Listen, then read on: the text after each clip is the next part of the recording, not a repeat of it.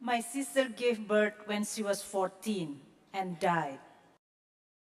I was married at 10 and had a child at 15. I was too young. A woman should not have a child until she's old enough to know the difference between right and wrong. The man's parents decide how many children a woman will have. If a woman's first child is a girl, the in-laws will ask the woman to continue to have children until a son is born. When I was a girl, I didn't go to school because there were no schools in my village. Not a single girl was educated in our area. It was believed that educating a girl is a shameful thing.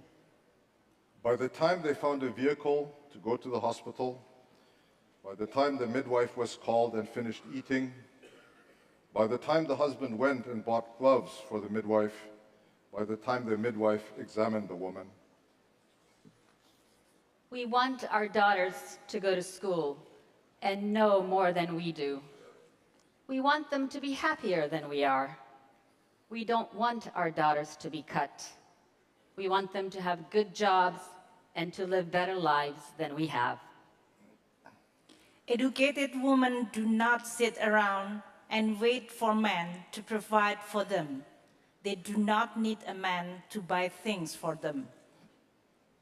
I had 7 children, 3 girls and 4 boys.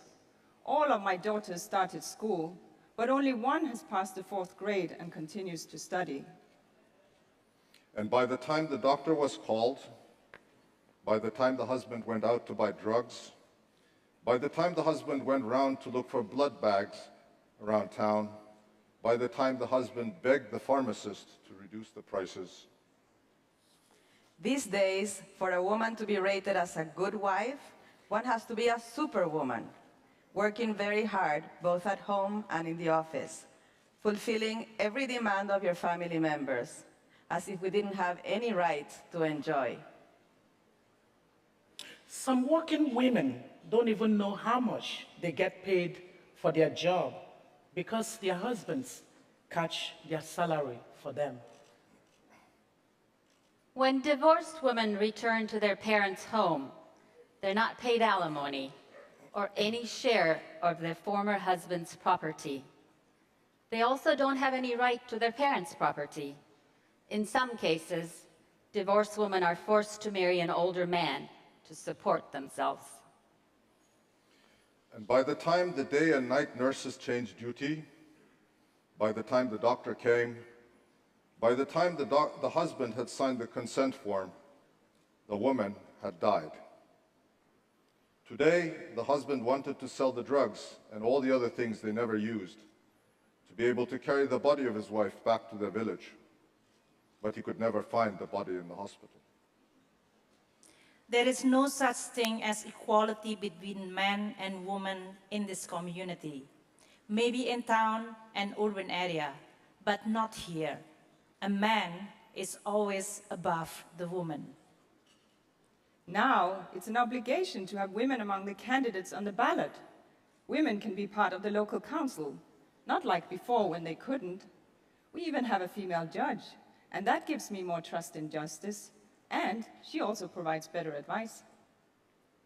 Child marriages have stopped, and even the poorest of us send our daughters to school.